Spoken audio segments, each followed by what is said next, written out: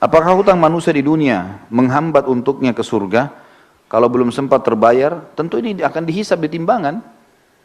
Hutang-hutangnya akan dibayar nanti dengan pahalanya. Ya. Jadi seperti itu, Wallahu a'lam. Masalah dia dihambat masuk surga, tentu saja dilihat nanti. Kalau setelah utang itu ternyata amal baiknya jadi berkurang, langsung neraka dulu. Makanya harus diselesaikan utang-utang itu teman-teman. Dan ingat, jangan buka pintu hutang.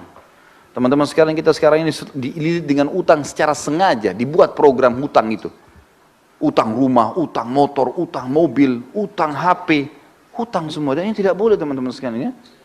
Kita tidak boleh dalam Islam membuka utang kecuali ada uzurnya. Karena utang itu bagian daripada pelanggaran. Kalau punya kemampuan. Ada orang subhanallah mampu, kaya raya, tapi semua dicicil sama dia. Kenapa harus cicil ini teman-teman sekalian?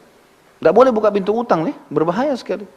Kata Nabi SAW, orang mati syahid pun diampuni semua dosanya kecuali utangnya. Dalam hadis ini dikatakan, ruh seorang mukmin bergantung antara langit dan bumi selama utangnya masih belum dibayar. Berat utang itu teman-teman sekalian.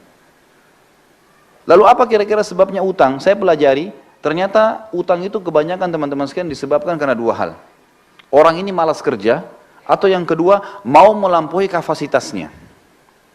Kalau belum saatnya antum punya rumah sendiri, sewa, kontrak, nggak apa-apa. Bukan aib itu teman-teman. Tapi kita paksakan diri, oh nggak apa-apa, saya kan bisa bayar tiap bulan. Baik kalau antum meninggal, sebelum selesai. Ini kan bahaya, masalah. Atau terlambat akhirnya kena bunga, riba, terbuka dosa-dosa. Jadi tidak halal semuanya nanti, bermasalah. Untuk apa kita paksakan diri teman-teman? Jangan paksakan diri. Melampaui kapasitas, ya itu nggak boleh sebenarnya.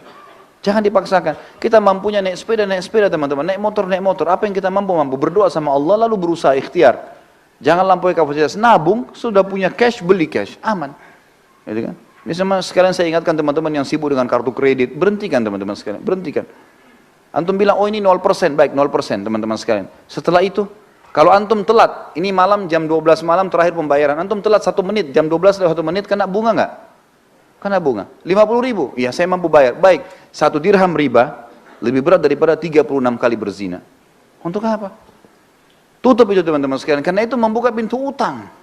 Membuka pintu hutang, dan hutang tidak boleh. Sampai kata Nabi SAW, matlul ghani zulmun.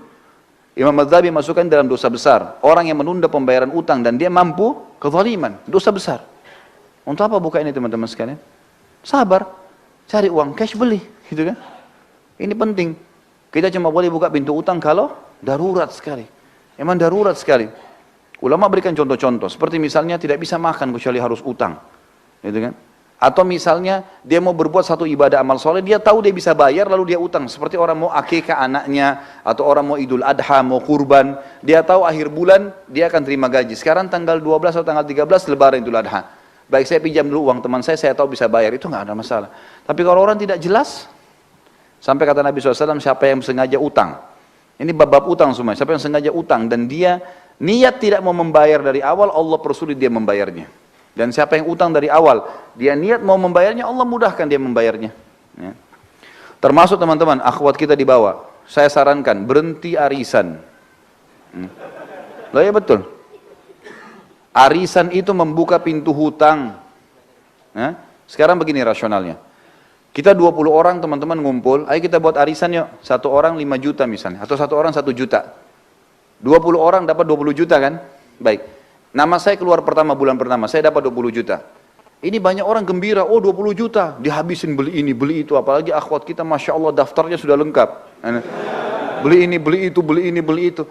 Sadar nggak dia, kalau dia sedang punya utang 19 juta? Hah? Sedang punya utang nggak? Baik, kalau dia mati bulan depan siapa yang bayar? Gak bisa. Ini membuka pintu utang loh. Mengkhayal beli barang, padahal uangnya orang dipakai. Hutang ini. Dan orang yang paling terakhir dapat itu doror.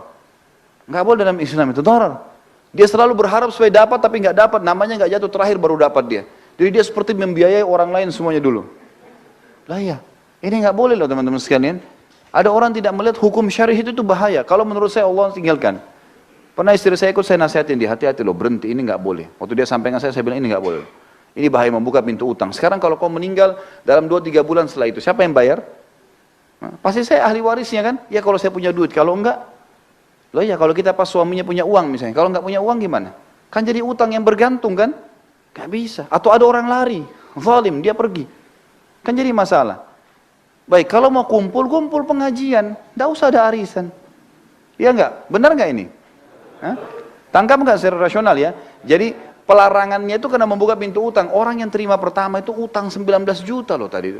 Uangnya orang kita pakai, bagaimana caranya kita bisa bawa duit orang baru kita pakai belanja kebutuhan kita. Coba pikirkan teman-teman. Ini kenapa? Karena mau melampaui kapasitasnya. Udahlah, dunia sebentar.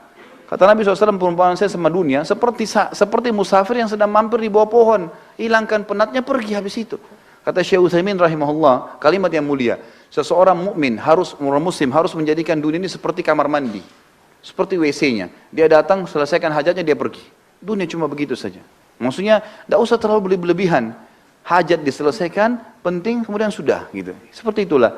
Ya jangan melampaui kapasitas kita. Ini Allah Alam, ini saran saya ya, saran saya. Tapi kalau teman-teman ada di antara asatidzah, di antara duat yang memang memberikan solusi lain, alhamdulillah. Tapi saya pribadi, saya selalu mencari zona aman. Zona aman, ya kita mati kita aman. Kenapa yang kita masuk ke zona yang tidak aman? Kan gitu. Ini meja kita bagi dua, ini aman, ini tidak aman. Masuk ke aman teman-teman sekalian. Ibadah yang ada perintahnya, gitu kan. Jangan buka masalah dengan orang lain, jangan buka pintu utang, jangan gantung sesuatu, udah jelas semua. Kalau saya tanamkan dalam diri saya prinsip adalah semuanya harus jelas. Udah. Halal halal, haram haram. Halal tinggal nikmati, halal tinggalkan. Nikmatin yang mampu saja yang ada. Sudah. Saya pulang ke rumah kadang-kadang istri saya tanya ada makanan? Enggak ada.